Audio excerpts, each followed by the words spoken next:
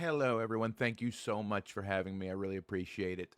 As I said, my name is Ryan Niemiller. I am the Cripple threat of comedy.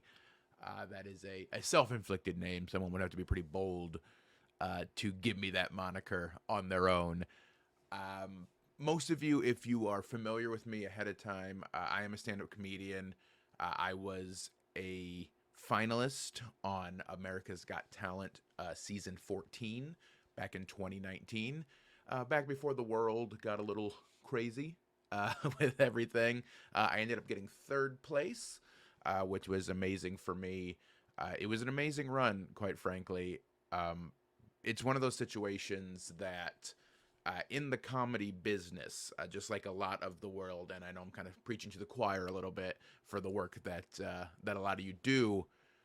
The comedy world takes or looks at disabilities like they are a gimmick a lot of times.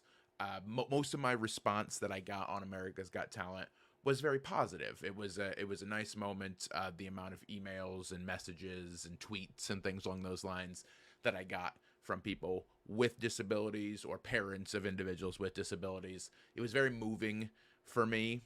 I never went into comedy thinking that I was going to be some sort of, advocate for inclusion or anything like that. That was never my intention.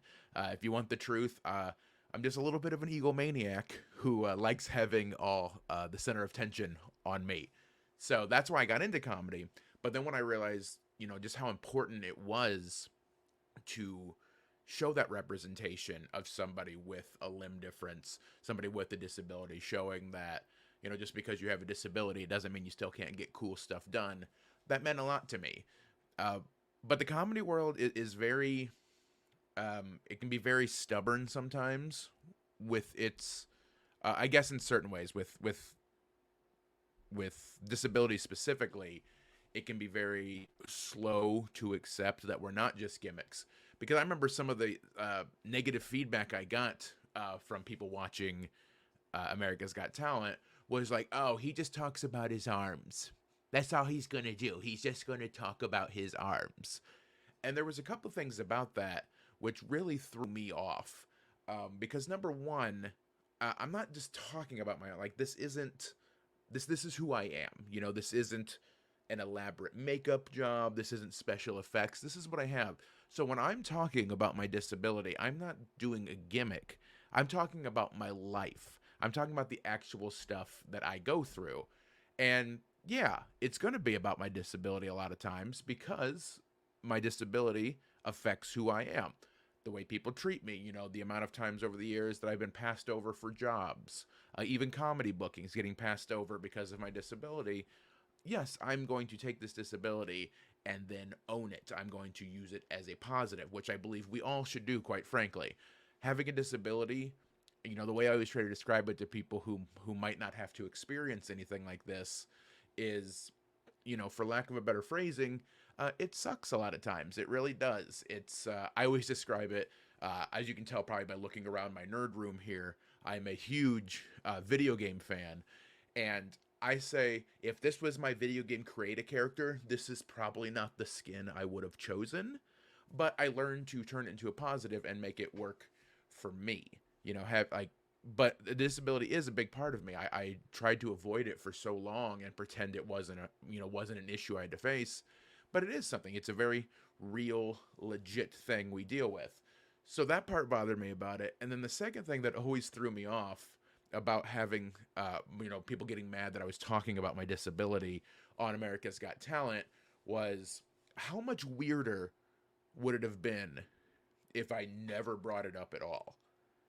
That's the thing I think a lot of people don't understand. On that show, when you go out and perform, you get 2 minutes. It wouldn't have mattered what jokes I told. It wouldn't have mattered what stories I told. The judges just would have been staring at me like, well, he's got to know, right? Like, should we tell him? Is that on us? Maybe his parents never told him. He just thinks he's clumsy. We should help the poor boy. So I've learned to lean into it a bit and kind of push through because it was something that was very frustrating for me in my career.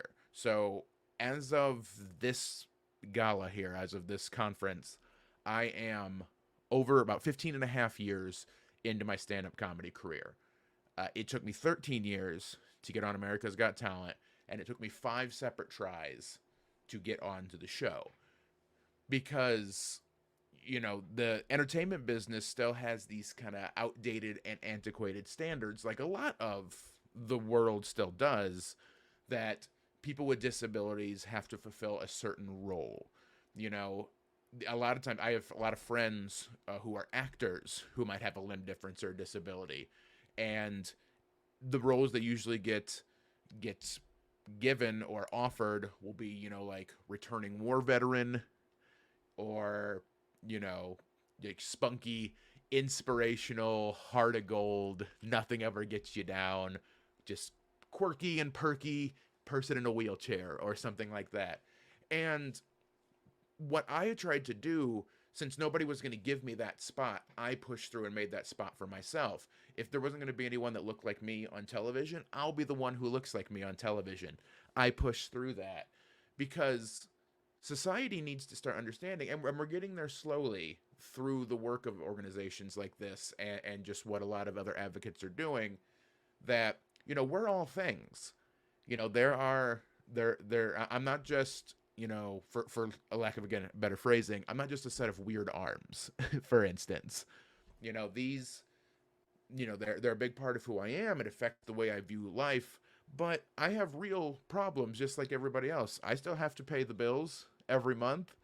I got married last year. My wife and I, we have the same arguments that, married couples have. It's not like a different world just because I have a disability and she doesn't. We're trying to have kids. We're trying to, we're trying to make these things happen the same way everybody else. People with disabilities, they are just as wanting of acceptance and respect and being shown dignity and love and everything else, just like anyone.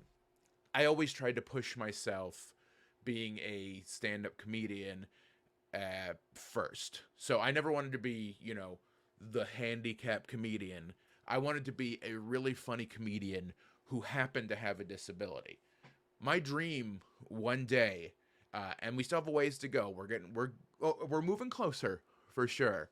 But my dream one day is that people like me will never have to talk about this again because it won't matter. It's not, doesn't have to be a thing that affects how people treat us directly. Acknowledged, sure. Not don't want to ignore it, absolutely not. But I want it to be a thing where anytime I walk into a room, people don't look at it like it's this weird, strange, and foreign. Like, oh, should we help him? Should I help him carry his food to his table? Should I be carrying his groceries to his car? Like, no, you don't need to do that. If I need that help, I'll ask. So that's sort of the overall message I try to do with my stand-up. I try to be as real about it as possible, because I think people with disabilities in the try to get that inclusion, especially in entertainment, for sure, it has been, we've kind of had to neuter having those real feelings a bit and talking about how it really is, just because you don't want to make, quote unquote, normal people uncomfortable. And I've always sort of pushed to, not be disrespectful about it, not to be vulgar about it, but let people know, I'm a real person. We're real people who deserve to be a part. We can contribute a lot. If anything, I think oftentimes people with disabilities can contribute more because we know how to deal with hardship. We know how to deal with having doors slammed in our face. And personally, I'm looking to kick those doors down, and I hope for each and every one of you, you can do the same. I really appreciate you all having me. My name is Ryan Niemiller. Thank you so much. Have a wonderful rest of the conference, and hopefully I'll see you soon on the road. Take care. Bye-bye. Thank you, Ryan. Great guy. America's Got Talent, may have seen him.